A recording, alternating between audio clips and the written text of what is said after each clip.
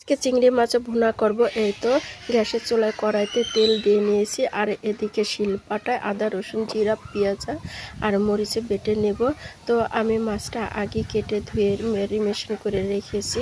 এই তো মাছ দিয়ে দিব, আর এদিকে আমি বাটতেছি। তো অনেক দিন পরে স্ট্যান্ডে মোবাইল দিয়ে ভিডিও করতেছি। তো যাই হোক, সব কিছু দেখানো যায় না। তো আমি ভাবছিলাম যে সব বুঝে উঠবে, পরে দেখি না উঠিনি। এই তো আমার চিংড়ি মাছটা খয়েরি কালার হয়ে গেছে। তো এদিকে আমি শিলপাটাও বেটে নিয়েছি, আদা রসুন জিরা বাটা।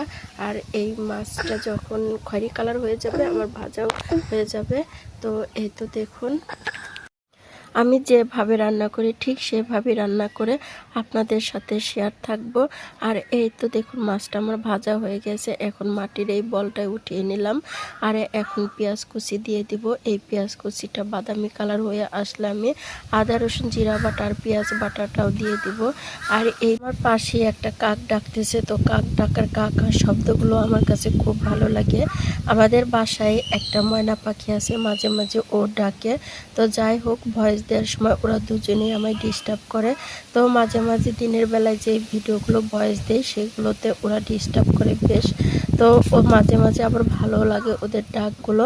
তো যাই হোক, এখন আমার আদা রসুন জিরা বাটাটা ভাজা ভাজা হয়ে গেছে। এর মধ্যে স্বাদ মতো লবণ আর পরিমাণ মতো হলুদের গুঁড়ি মরিচের গুঁড়ি দিয়ে দেব। আজকে আমার গুঁড়া মশলা বাটা নাই। যাই হোক, এখন সময়ও নেই, এদিকে বাচ্চাদের খাওয়াইতে হবে। তো আমার তাড়াহুড়া করতেছি খুব। হ্যালো বন্ধুরা, আমার এই ভিডিও ভালো লাগলে লাইক কমেন্ট করে পাশে থাকবেন। আর আজকে অনেক অনেক গরম পড়েছে, আর গ্যাস ছাড়া রুমে থাকার মতো না। তো আমার একটাই রুম, এখানে বাচ্চাদের নিয়ে থাকতে হয়। খুব তাড়াহুড়া করতেছি, এদিকে বাচ্চাদেরও খুব খিদে লাগছে। আর এই তো এখন একটু পানি দিয়ে দেব, আর এই পানি দেওয়াটা পরে একটু ভালো করে নাড়াচাড়া করব, কষিয়ে নেব। তো মাছটা বোনা করব, পেঁয়াজ মরিচটা ভালো করে কষিয়ে নিতে হবে। আর এই কষানোর উপরে স্বাদটা নির্ভর করে। যত সুন্দর করে কষাবো মাছ মাংস, ততই স্বাদ আসবে। আর এই জন্য আমি একটু ভালো করে কষিয়ে নিতেছি। আর এইদিকে দেখো না, ছোট বাচ্চাটা খুব কান্না করতেছে। তো যাই হোক, ওর নাকি খুব খিদে লাগছে, আর এত তাড়াহুড়া মানে বলা তো যায় না। তো যাই হোক, এখন আমি ভাজা মাছটাও দিয়ে আর একটু ভালো করে কষিয়ে আর পরিমাণ মতো পানিটাও দিয়ে দিব।